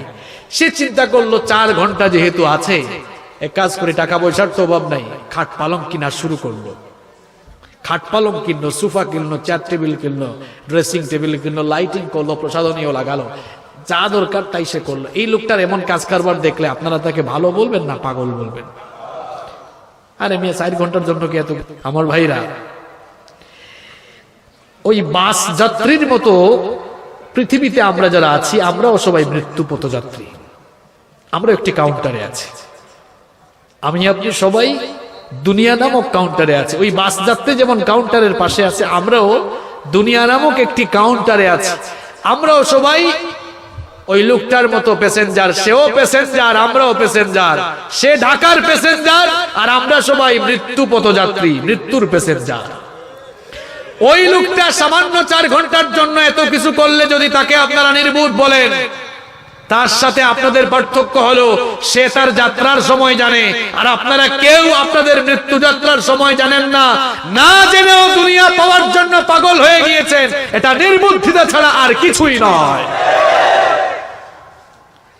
পৃথিবী হচ্ছে আমাদের জন্য, আমি তো প্রায় সময় বলি, it's like a waiting room. এটা ওয়েটিং রুমের মতো। বিদেশে সফর করলে দেখবেন, যারা হজ করেছেন আপনারাও জানেন, বিদেশে গেলে এয়ারপোর্টে ঢুকলে ইমিগ্রেশন ক্রস করে বিমান ছাড়ার আগ পর্যন্ত একটি রুমে বসে থাকতে হয়। এটাকে কি বলে? Waiting room. এই ওয়েটিং রুমে কি প্যাসেঞ্জার সারা জীবনের জন্য বসে, নাকি বিমান ছাড়ার আগ পর্যন্ত বসে? দুনিয়া হচ্ছে আপনার আমার জন্য ওয়েটিং রুম। হয়তো অনেকে প্রশ্ন করবেন, হুজুর ওয়েটিং রুমে আসতে হলে তো ইমিগ্রেশন কমপ্লিট করতে হয়। আমরা জীবনে কোনোদিন এয়ারপোর্টে যাই নাই, ইমিগ্রেশন কোন দিন করলাম? আমি আপনি যেদিন আপনার মায়ের পেট থেকে বের হয়েছি, মায়ের পেট থেকে যেদিন ভূমিষ্ঠ হয়েছি, ইমিগ্রেশন কমপ্লিট করেই মায়ের পেটের ভেতর থেকে বের হয়েছে। এখন ওয়েটিং রুমে আছেন, কতক্ষণ থাকবেন? ওই বিমান যাত্রী যেমন বিমান ছাড়ার আগ পর্যন্ত থাকে, আপনিও মৃত্যুর প্যাসেঞ্জার, মালাকুল মাউত আসার আগ পর্যন্ত থাকতে পারবেন। আসলেই শেষ। একজন মানুষ জেদ্দায় গেলে, লন্ডন গেলে, ইউএসএ তে গেলে তার ফ্লাইটের টাইম থাকে, আর আপনি এমন এক যাত্রী, আপনার ফ্লাইটের টাইম আপনি নিজেও জানেন না। ডিজিটাল যুগে বাস করছেন, ঘরে বসে এখন গোটা পৃথিবীর খবর নেওয়া যায়। ঘরে বসে গোটা পৃথিবীর খবর নেওয়া গেল, আপনি জানেন না কার জন্য কাফনের কাপড় এসে দোকানে রেডি হয়ে আছে। জানেন আপনি? আজ রাত 11:50 বাজে, এমনও হতে পারে আগামীকাল রাত 11:50 এখানের বেশ কয়েকজন মানুষ কবরের নিচে ঘুমাতে পারে। বাস্তব না অবাস্তব? গতকাল রাত 11:50 বহু মানুষ পৃথিবীতে বেঁচে ছিল, তার বন্ধু বান্ধবকে, তার রাজনৈতিক সহকর্মীকে, তার কলিগদেরকে কথা দিয়েছিল আসবো, খাবো, ঘুরবো। আসতেও পারে নাই, খাইতেও পারে নাই, ঘুরতেও পারে নাই, আজ রাত 11:50 কবরে ঘুমায়। আপনি তো আপনার যাত্রার সময় জানেন না। কত মানুষকে কথা দিয়েছেন আগামীকাল মিটিং এ যাবেন, আগামীকাল তার বাড়িতে ঘুরতে যাবেন, বিয়াই বাড়িতে যাবেন, বন্ধুর সাথে দেখা করবেন। জীবনে আর কোনোদিন দেখা নাও হতে পারে, আর কোনোদিন মিটিং এ যাইতে নাও পারেন। আমার মতো কত বক্তা বক্তব্য দিতে দিতে মরে গেছে, আপনাদের মতো কত শ্রোতা প্যান্ডেলেই মরে গেছে। আছে না নাই? বাড়ি ফিরতে পারবেন এই গ্যারান্টি? তাহলে যেখানে আপনার জীবনের গ্যারান্টি নেই, আপনি সেই পৃথিবী পাওয়ার জন্য কি করছেন? সাদাকে কালো, কালোকে সাদা, দিনকে রাত, রাতকে দিন বানিয়ে ফেলছেন। থাকতে পারবেন এখানে? কয় হুজুর ছেলে মেয়েদের জন্য এগুলা করতেছে। তোমার ছেলে মেয়েও তোমার সাথে যাবে না। সুন্দর করে মরে যাওয়ার পরে তাড়াহুড়া করবে, তাড়াতাড়ি দাফন দাও, তাড়াতাড়ি কবর দাও, কবরে রেখে চলে আসবে। একা এসেছেন, একাই যাবেন, সঙ্গে শুধুমাত্র আমল যাবে, আর কিছুই যাবে। আল্লাহ তাআলা আপনাকে এখানে পাঠিয়েছেন কেন? এবার শুনুন, 3টা পয়েন্ট বলে শেষ করলাম। কোথায় ছিলেন, কিভাবে আসলেন, কোথায় যাবেন। যেহেতু থাকবেন না, এজন্য নিজেকে এমন কাজে জড়াইয়েন না যে কাজে জড়ানোর কারণে নিজের সবকিছু ধ্বংস হয়ে যায়। কিছু মানুষ পৃথিবী থেকে চলে গেলে আল্লাহর আকাশ জমিন আহাজারি করে, মানুষও কাঁদে, আল্লাহর আসমান জমিনও কাঁদে। আর কিছু মানুষ মারা গেলে আল্লাহর আসমান জমিনেরও কেউ কাঁদে না, মানুষ আহাজারি করে না। দেখবেন সোশ্যাল মিডিয়ায় মাঝে মাঝে বহু মানুষের মৃত্যুর খবর প্রকাশ হয়, ভাইরাল হয়। কমেন্ট বক্সে ঢুকলে দেখা যায় মানুষ ইন্না লিল্লাহর পরিবর্তে খালি আলহামদুলিল্লাহ পড়ে। এমন জীবন তৈরি করে যাইয়েন না আপনি মরার পরে মানুষ খুশিতে লাফায় আলহামদুলিল্লাহ পড়ে। বরং এমন জীবন তৈরি করেন, নিজের জীবনকে এমন ভাবে সাজান, মারা যাওয়ার পর আপনার এলাকার প্রত্যেকটি মানুষ যেন কাঁদে। নিজেকে আল্লাহওয়ালা বানান, শুধু মানুষ কাঁদবে না। বিখ্যাত হাদিসের কয়েকটি গ্রন্থে হাদিস এসেছে, একজন মুত্তাকি যখন মারা যায় তার মৃত্যুতে আল্লাহর আসমান জমিন 40 দিন কাঁদে। আল্লাহু আকবার। আপনি ওই মানুষের কাতারে যান, বেঈমানদের কাতারে গিয়ে নিজের জীবনটাকে ধ্বংস করে দিয়েন না। এবার শুনেন, সংক্ষেপে বলছি। তাহলে কয়েকদিনের জন্য কেন আসলেন? কি জন্য আপনাকে পাঠানো হলো? কেন আপনাকে সৃষ্টি করা হলো? আপনাকে সৃষ্টির উদ্দেশ্য জেনে নিন। কোরআনুল কারীমের 51 নম্বর সূরা, সূরাতুয যারিয়াতের 56 নম্বর আয়াতে রব্বুল আলামিন বলছেন, ওয়া মা খালাকাতুল জিন্না ওয়াল ইনসা ইল্লা লিয়াবুদুন। I didn't create the jinn kind and mankind except my worship. আল্লাহ তাআলা বলছেন, আমি জিন আর মানুষদেরকে আমার গোলামি ছাড়া অন্য কিছুর জন্য সৃষ্টি করি নাই। আমাদেরকে সৃষ্টি করা হয়েছে যার গোলামির জন্য। আওয়াজ করে বলেন তো তিনি কে? সেই আল্লাহর গোলামির জন্য সৃষ্টি করা হয়েছে। এখন গোলামির নমুনাটা কেমন হবে, কতদিন গোলামি করতে হবে সেটাও রব্বুল আলামিন বলছেন, ওয়া'বুদ রাব্বাকা হাত্তা ইয়াতিয়াকাল ইয়াকিন। তোমার কাছে মৃত্যু আসার আগ পর্যন্ত তার গোলামি করো। আপনাকে সৃষ্টি করা হয়েছে আল্লাহর গোলামের জন্য। এবার বুঝে শুনে জবাব দেন। ঘুম টুম আসলে ঘুম ঝেড়ে দিয়ে জবাব দেন, কারণ একেবারে গুরুত্বপূর্ণ কথাটা এখন বলছি। অনেকের জীবাণু আসছে, জীবাণুটা দূর করে এই কথাটা বলি ভালো হবে। আসেন আমরা আল্লাহর নামে 3 ধাপের 3টা স্লোগান দিই। প্রথমে বিয়াইতারা দিবেন যারা বিয়ে করছেন, এরপরে অবিবাহিতরা দিবেন। জসিম ভাই দেখবেন যে বিবাহিত তাদের আওয়াজ বেশি হয় নাকি অবিবাহিতদের আওয়াজটা বেশি, একটু দেখা যাক আপনার এলাকার মানুষদের কি অবস্থা। বিবাহিত ভাইরা রেডি? বিবাহিত কম মনে হয়। রেডি? তাহলে শুরু করেন। লিল্লাহি তাকবীর, যারা আছে এদের আওয়াজের অবস্থা ভালো না। অবিবাহিত ভাইরা রেডি? আপনারা রেডি? লিল্লাহি তাকবীর। তোমাদের তো পাওয়ার বেশি থাকবেই, ব্যাটারিতে চার্জ বেশি থাকবে, তুমি তো বিয়ে করো না এখন। এবার বিবাহিত অবিবাহিত ছোট বড় সবাই মিলে আসুন, আল্লাহর জন্য স্লোগান দিই, লিল্লাহি তাকবীর। জীবনে যাদের আসছিল এটা হঠাৎ করে এরকম উঠছে, কি হইল?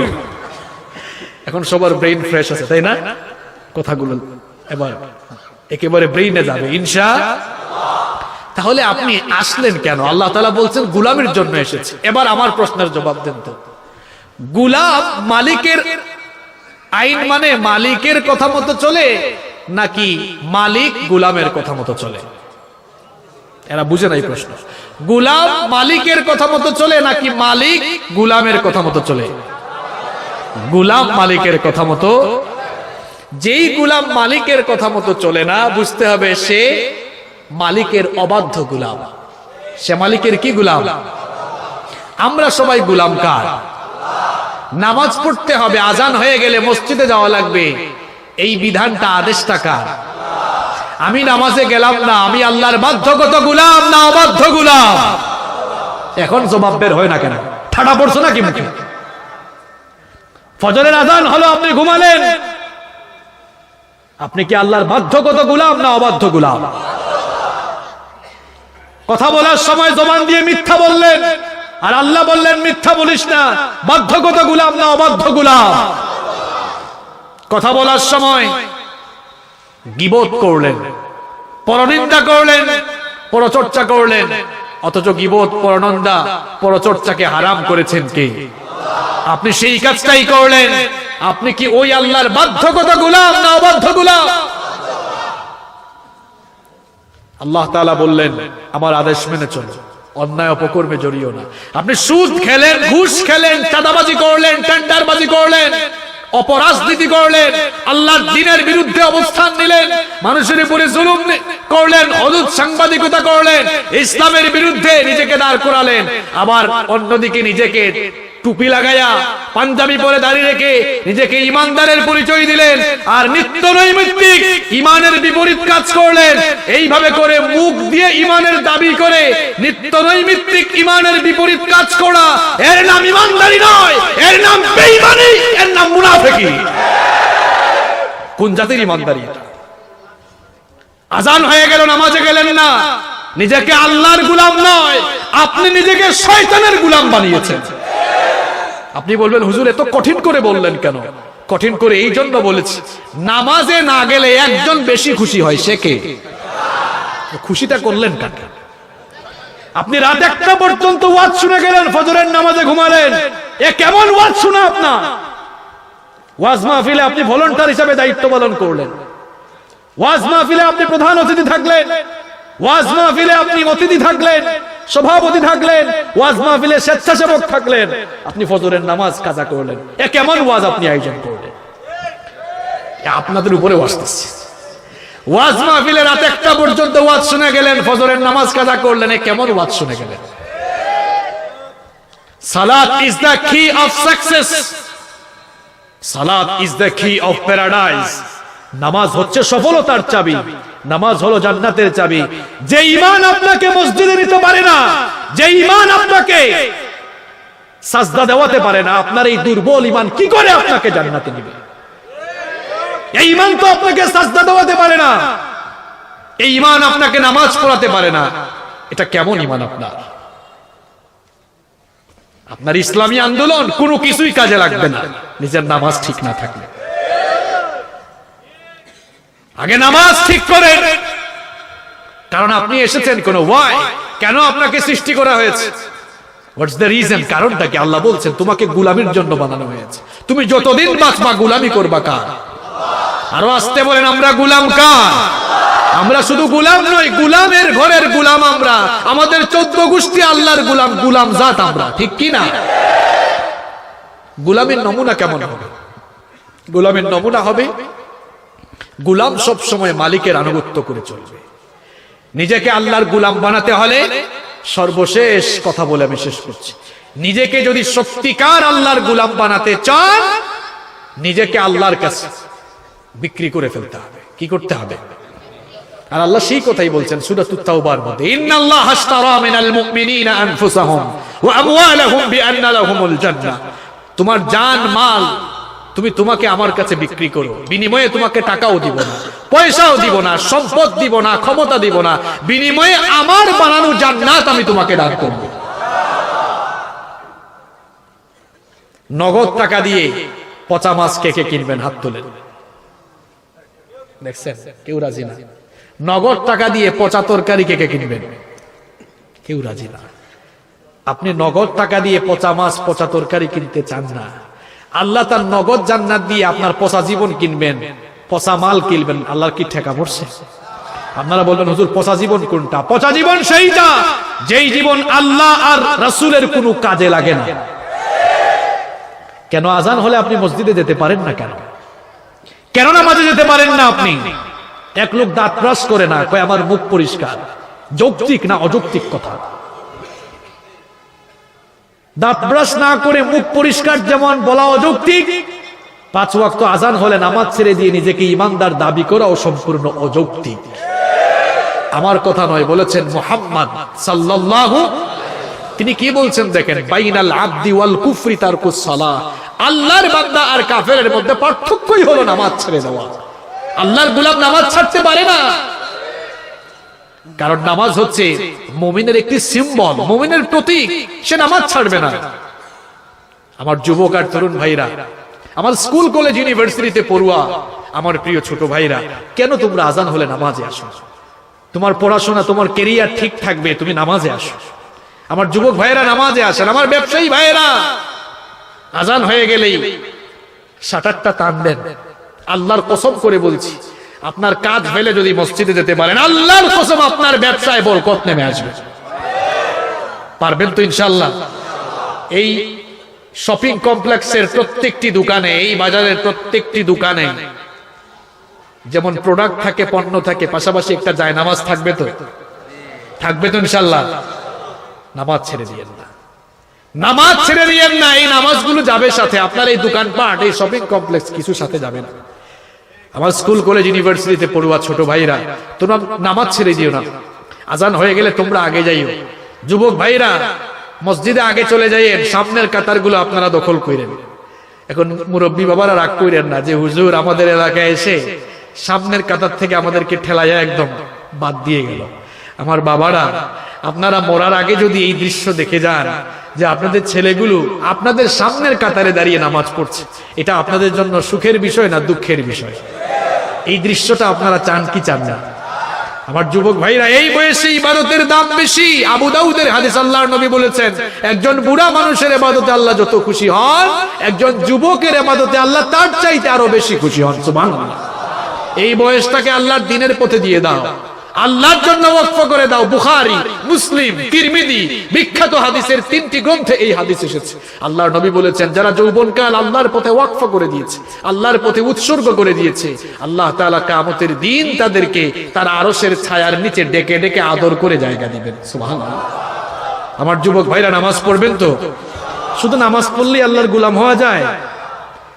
নামাজে গিয়ে আল্লাহর গোলামি করলেন। ব্যবসা বাণিজ্য, কাজ কর্মে, কথাবার্তায়, চলাফেরায় যদি আবার শয়তানের গোলাম হয়ে যান, তাহলে তো হবে না। তাহলে গোলামির নমুনাটা কেমন হবে? আমৃত্যু, মরার আগ পর্যন্ত আপনার জীবন পরিচালনার জন্য আল্লাহ এবং রাসূলের দেওয়া তরিকা গ্রহণ করতে হবে। বিশেষ করে এই কোরআনকে জীবন পরিচালনার চূড়ান্ত সংবিধান বানাতে হবে, যেটা আজকের মাহফিলের সম্মানিত সভাপতি, আপনাদের সকলের প্রিয় নেতা জসিম ভাইও তার বক্তব্যে বলেছে। তার বক্তব্যের সাথে সুর মিলিয়ে তাল মিলিয়ে আমিও বলতে চাই, রাজনীতি যার যার, কোরআনটা কোরআন, রাজনীতি যার যার কোরআন, রাজনীতি যার যার ইসলামও। এই জায়গাতে আসতে পারলে নাজাত পাওয়া যাবে। কোরআনের কাছে আসলে ইজ্জত বাড়ে না কমে? বাড়ে না কমে?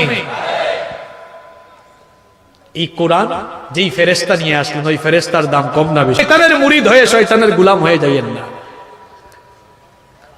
নিজেদেরকে আল্লাহর দ্বীনের পথে পরিচালনার জন্য আল্লাহ তাআলার কাছে যেমন চাইতে হবে, ঠিক তেমনি ভাবে কোরআন সুন্নাহকে গাইডলাইন হিসাবে, আউটলাইন হিসাবে, গাইডলাইন হিসাবে গ্রহণ করে, জীবন পরিচালনার সংবিধান হিসাবে গ্রহণ করে জীবন পরিচালনা করতে হবে, তাহলে শান্তি এবং মুক্তি মিলবে ইনশাআল্লাহ।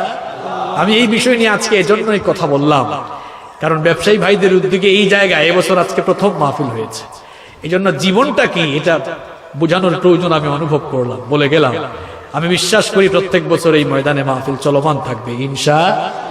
আগামী বছর থেকে আপনারা বিভিন্ন আলোচকদের কাছ থেকে বিভিন্ন ধরনের আলোচনা শুনবেন ইনশাআল্লাহ। আজ আপনাদেরকে কেন এসেছি, কিভাবে এসেছি, কোথায় যাব, এই বিষয়ে জানিয়ে দিয়ে গেলাম আল্লাহর কোরআন সুন্নাহ থেকে। ফাইনাল কথা হলো, ইন্ডিং এ আমি যে কথাটি বলবো, আসুন নিজেদেরকে আল্লাহর গোলাম বানাবো। কি বানাবো? কার গোলাম? আল্লাহর গোলাম। আল্লাহর গোলাম হতে হলে নিজেকে আল্লাহর কাছে বিক্রি করে দিতে হবে। আল্লাহর কাছে বিক্রি করতে হবে কিভাবে? আল্লাহ যা বলেছেন তাই করতে হবে, আল্লাহ যা আদেশ করেছেন তা করতে হবে, যা নিষেধ করেছেন তা ছেড়ে দিতে। আল্লাহ তাআলা আমাদেরকে কবুল করে নেন। যেহেতু সভাপতি সাহেবের বক্তব্য হয়ে গেছে, আমার মনে হয় আমি তাহলে মোনাজাতে চলে গেলেই ভালো হবে। আচ্ছা আচ্ছা ঠিক আছে, 1 মিনিট কেউ উঠিয়েন না আপনারা।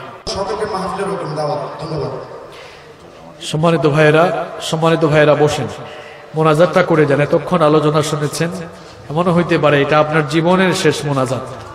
এজন্য যারা দাঁড়িয়েছেন বসে যান, মোনাজাতটা করে বাড়ি যান। হয়তো কয়েকটা মিনিট সময় লাগবে, এই কয়েক মিনিট পরে বাড়ি ফিরলে কোনো অসুবিধা হবে না। এমনও হতে পারে আজকের মোনাজাতের মাধ্যমে আপনার গুনাহগুলো মাফ হতে পারে। বসে যান। আল্লাহুম্মা আমিন। ربنا ظلمنا أنفسنا وإن لم تغفر لنا وترحمنا لنكونن من الخاسرين ربنا آتنا في الدنيا حسنة وفي الآخرة حسنة وقنا عذاب النار وقنا عذاب القبر وقنا عذاب الحشر وقنا عذاب السكرة الموت وقنا عذاب يوم القيامة رب العالمين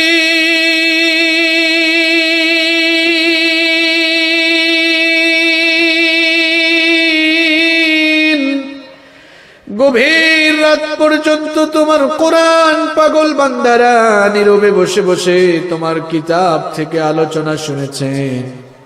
রব্বুল আলামিন, গভীর এই রাতে আমরা যারা তোমার কাছে হাত তুলেছি, আমরা প্রত্যেকেই বড় গুনাহগার।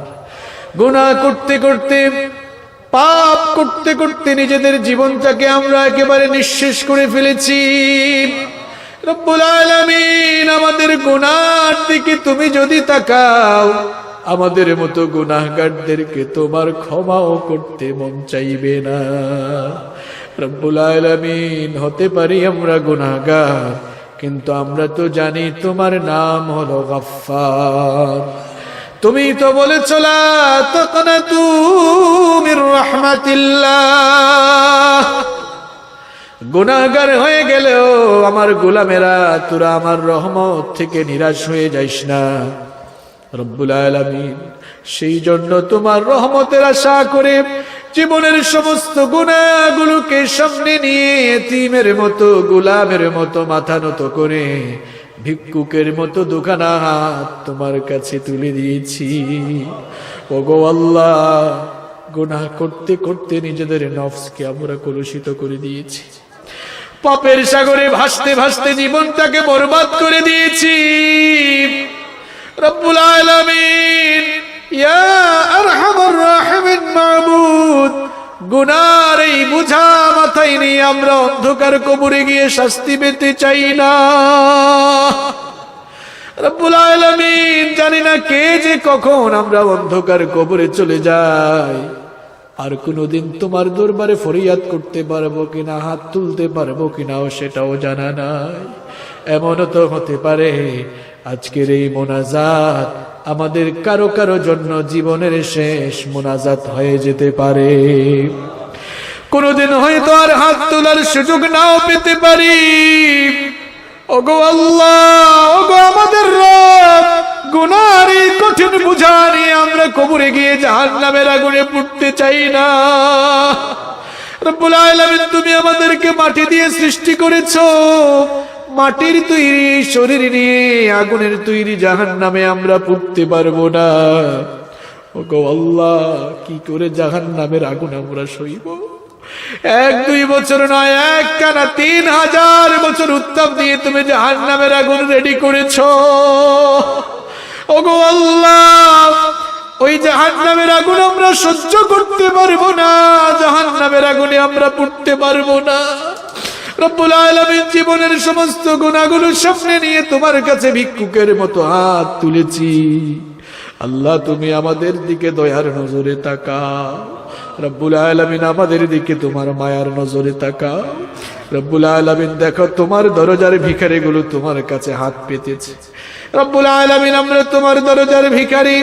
তুমি যদি আমাদেরকে তোমার দরজা থেকে ফিরিয়ে দাও, আর তো কোথাও যাওয়া, কোথাও গিয়ে চাওয়া কিংবা বলার জায়গা নাই। রব্বুল আলামিন, আমরা তোমার গোলাম, গোলামের ঘরের গোলাম, বান্দির ঘরের গোলাম। রব্বুল আলামিন, তুমি আমাদেরকে মাফ করে দাও। আমরা আমাদের জীবনে ছোট বড়, জানা অজানা, সগীরা কবীরা, প্রকাশ্য প্রকাশ্য যত গুনাহ করেছি, তোমার গফফার নামের খাতিরে মেহেরবানি করে আমাদের জীবনের সকল গুনাহগুলো তুমি মাফ করে দাও। রব্বুল আলামিন, অভিশপ্ত শয়তানের ওয়াসওয়াসা থেকে তোমার কাছে পানাহ চাই। রব্বুল আলামিন, শয়তানের ওয়াসওয়াসা থেকে তুমি আমাদেরকে হেফাজত করো। ওগো আল্লাহ, আমাদেরকে 5 ওয়াক্তের নামাজি বানিয়ে দাও। আমাদের স্ত্রী, সন্তান, সন্ততি, পরিবার পরিজন, ঘরের সকল মানুষদেরকে নামাজি বানিয়ে দাও। রব্বুল আলামিন,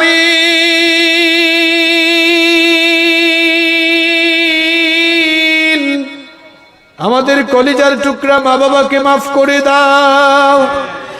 রব্বুল আলামিন, বাবার কথা মনে পড়লে ছোটবেলার দৃশ্যগুলো স্মৃতিপটে ভেসে আসে। রব্বুল আলামিন, যার বাবা নাই তার মাথার উপরে কোনো ছায়া নাই। বাবা আমাদেরকে বটবৃক্ষের মতো ছায়া দিয়ে লালন পালন করেছে। রব্বুল আলামিন, বাবার কথা মনে হলে ছোটবেলার দৃশ্যগুলো আমাদের চোখের সামনে ভেসে ওঠে। বাবা তার সন্তানকে এমন ভাবে লালন পালন করেছেন, নিজে না খেয়ে সন্তানের মুখে খাবারের লুকমা তুলে দিয়েছে। রব্বুল আলামিন, বাজারে গেলে নিজের জন্য কেনাকাটা না করে ঈদের সময় আসলে কলিজার টুকরা সন্তানের জন্য আগে কেনাকাটা করেছে। সারা জীবন কত ধন সম্পদ উপার্জন করেছে, মৃত্যুর সময় সকল ধন সম্পদ সন্তানদের হাতে দিয়ে এতিমের মতো, নিঃস্বের মতো একাকী অন্ধকার কবরে চলে গেছে। রব্বুল আলামিন, যার বাবা নাই সেই বাপ হারা এতিম সন্তানগুলো বাপ হারানোর ব্যথা বুঝে। ঘরে গিয়ে তারা কাউকে আদর করে বাবা বাবা বলে ডেকে মনের জ্বালা মিটাতে পারে না। ওগো আল্লাহ, যারা বাবা হারিয়েছে তাদের বাবার কবরটাকে জান্নাতের বাগান বানিয়ে দাও। রব্বুল আলামিন,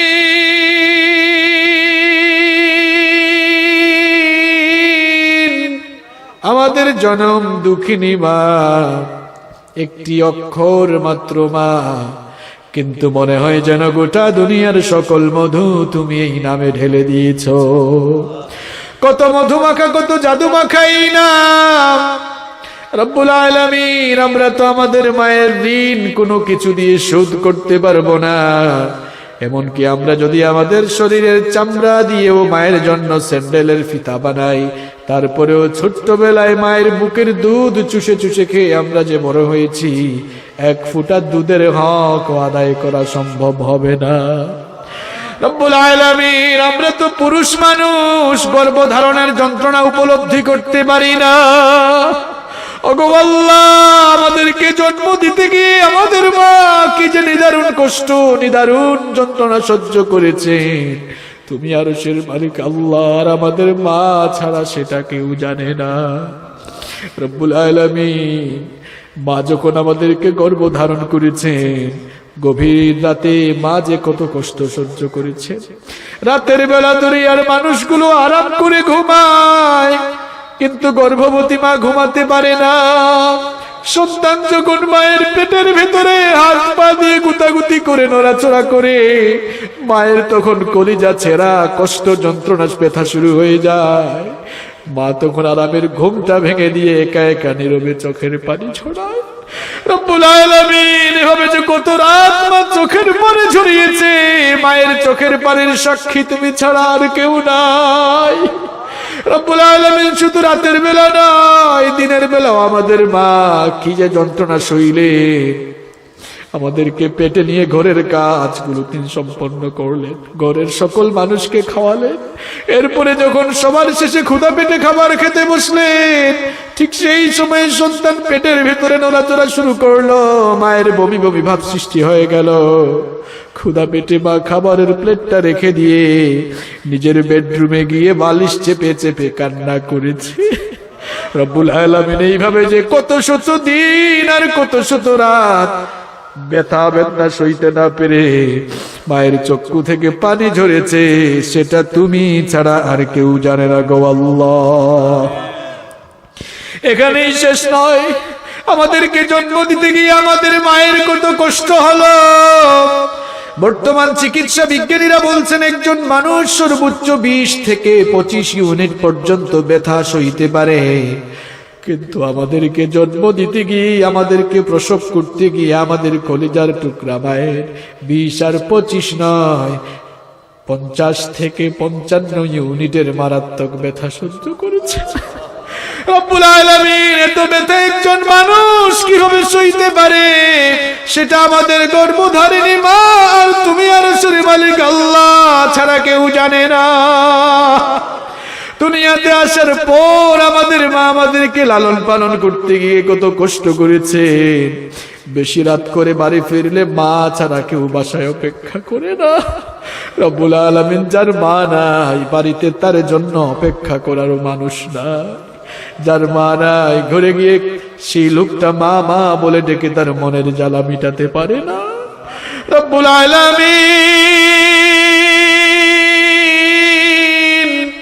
আমরা যারা মা বাপ হারিয়েছি, যে দেখো এতিম সন্তানগুলো চোখের পানি ছেড়ে দিয়ে তোমার কাছে ভিক্ষার হাত তুলেছে, ওগো আল্লাহ, আমাদের চোখের পানি দিয়ে আমাদের মরহুম মা বাবার কবরের জাহান্নামের আগুন তুমি চিরতরে নিভিয়ে দাও।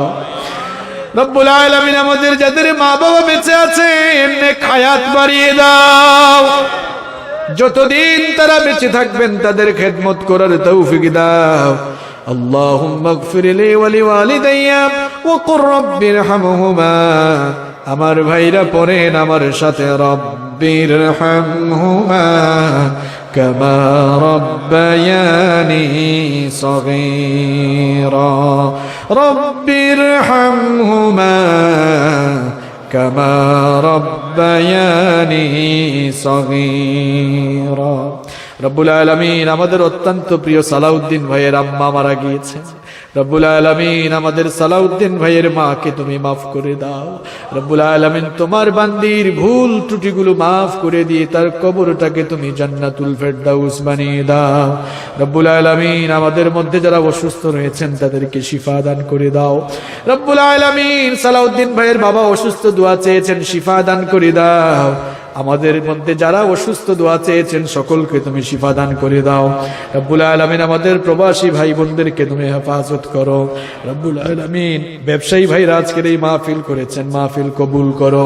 আজকের এই মাহফিল আঞ্জাম দিতে গিয়ে, বাস্তবায়ন করতে গিয়ে যারা যেভাবে সহযোগিতা করেছেন, আর আমরাও যারা মাহফিলে এসেছি, কাল কিয়ামতের কঠিন বিভীষিকাময় দিনে এই মাহফিলকে আমাদের সকলের জন্য নাজাতের ওসিলা বানিয়ে দিও। রব্বুল আলামিন, আমার ব্যবসায়ী ভাইদের ব্যবসার মধ্যে বরকত দান করে দাও। রব্বুল আলামিন, তাদেরকে হালাল উপায়ে ব্যবসা করার তৌফিক দান করে দাও। রব্বুল আলামিন, আজকের মাহফিলের সম্মানিত সভাপতি অত্র ইউনিয়নের চেয়ারম্যান জনাব জসিমউদ্দিন ভাইকে তুমি কবুল করে নাও। রব্বুল আলামিন, তাকে তুমি মাফ করে দাও, ইজ্জত সম্মান বাড়িয়ে দাও। আমৃত্যু তাকে ইসলামের খেদমত, কোরআনের খেদমত করার তৌফিক দান করে দাও। রব্বুল আলামিন, মাহফিলের প্রধান অতিথি আলহাজ আবুল কাশেম চৌধুরী সাহেবকে কবুল করে নাও, তাকেও তুমি কোরআনের জন্য কবুল করে নাও। মাহফিলের বিশেষ অতিথি ডাক্তার মাহমুদুল হক ভাইকে কবুল করে নাও। রব্বুল আলামিন, আমৃত্যু থাকে তোমার দ্বীনের পথে অটল অবিচল থাকার তৌফিক দান করে দাও। নাম না জানা অনেক অতিথিবৃন্দ মাহফিলে এসেছেন, অনেক ওলামায়ে কেরাম মাহফিলে এসেছেন, সকলকে মাফ করে দাও রব্বুল আলামিন। মাহফিলে আগত সবাইকে তুমি মাফ করে দাও। এই মাহফিল বাস্তবায়নে আমার কলিজার টুকরা যুবক আর তরুণ ভাইরা অক্লান্ত পরিশ্রম করেছে রব্বুল আলামিন। আমার কলিজার টুকরা যুবক ভাইদের গুনাহগুলো মাফ করে দাও। আমার যুবক ভাইগুলোকে তুমি নামাজি বানিয়ে দাও। ওগো আল্লাহ, আমার যুবক ভাইগুলোকে তুমি দ্বীনের জন্য কবুল করে নাও। মাহফিলে মিডিয়ার যত কর্মী ভাইরা, সাংবাদিক ভাইরা এসেছেন তাদেরকে মাফ করে দাও। ইসলামের পক্ষে কাজ করার তৌফিক তুমি তাদেরকে দান করে দাও।